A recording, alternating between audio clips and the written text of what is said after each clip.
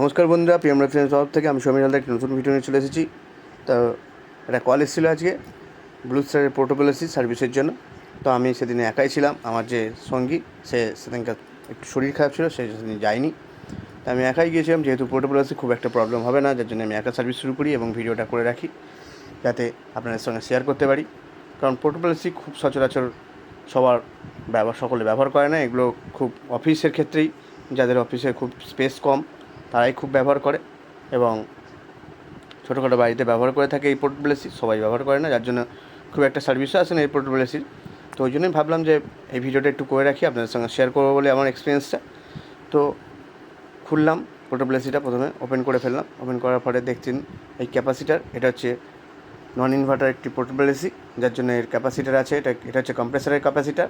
তো এর উপরে একটু নিচে একটা লক থাকে, লকটাকে পুশ করলেই ওপেন হয়ে যায়। তো ওপেন করে আমি এই যে লকটাকে খুলছি এখন।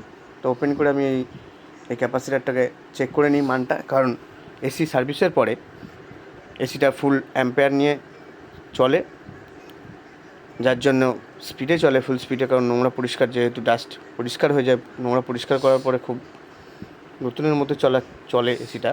সেই জন্য আমি প্রত্যেকটি কাস্টমারের লোকেশানে নন ইনভার্টারের এসির ক্ষেত্রে আমি ক্যাপাসিটারটা মানটা চেক করে নিই যে ঠিকঠাক আছে কিনা। যদি উইক থাকে কাস্টমারকে আমি অবশ্যই অবগত করি যে এই উইক আছে আপনার ক্যাপাসিটার।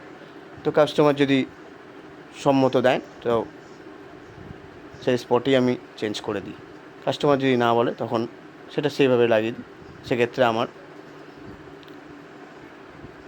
রেসপন্সিবিলিটিটা সেটার ক্ষেত্রে থাকে না। পরবর্তীকালে যদি এসি বন্ধ হয় বা কোনো প্রবলেম হয়, তখন সেটা আমি কাস্টমারকে বলতে পারি যে এটা আমি বলেছিলাম আপনাকে, আপনি চেঞ্জ করেননি তখন।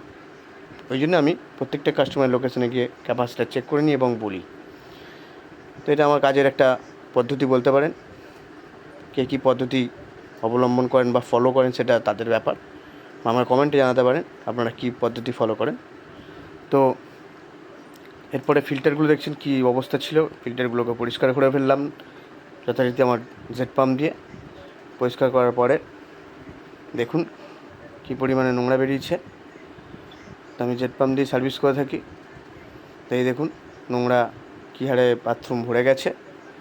যাই হোক, নোংরাগুলো পরিষ্কার করলাম বাথরুম থেকে। আমি যেখানে কাজ করি সারাউন্ডিং এলাকাটা, সারাউন্ডিং এরিয়া আমি সবসময় ক্লিন করে দিয়ে আসি, চেষ্টা করি ক্লিন করে দিয়ে আসার। এবং এসির ক্যাবিনেট বলুন, গ্রিলগুলো বলুন, সব সাবানে সার্ফের জল দিয়ে ধুয়েছি। ধোয়ার পরে এই পরিষ্কার করে রেখেছি। এবং স্ক্রু দেখুন কী পরিমাণে একটা পোর্টেবল এসিতে স্ক্রু থাকে। একটু সময়ও বেশি লাগে পোর্টেবল এসিতে স্প্লিট এসির তুলনায়। যাই হোক, সার্ভিস হয়ে গেল কমপ্লিট। তো এবার আমি ফিটিং করতে বসবো। এবং বলে রাখি এখানে, এতে একটা আউটডোরের ফ্যান মোটরের ক্যাপাসিটারও ছিল, যেটা আমি চেক করেছি, বাট ওটার ভিডিওটা আমি তুলতে পারিনি। কারণ আমি যেহেতু একা ছিলাম সেদিনে, অনেক কিছু মাথা থেকে বেরিয়ে গেছিলো। যেটুকু পেরেছি আমি সেটুকু আপনাদের সামনে তুলে ধরার চেষ্টা করছি। তো আপনারা অবশ্যই কমেন্টে জানাবেন ভিডিওটা কীরকম লাগলো, এবং লাইক কমেন্ট শেয়ার করে আমার পাশে থাকবেন।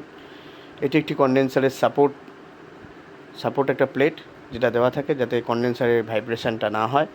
তো এটা আমি খুলে দিয়েছিলাম, কনডেন্সারটা পরিষ্কার করা যাচ্ছিল না বলে।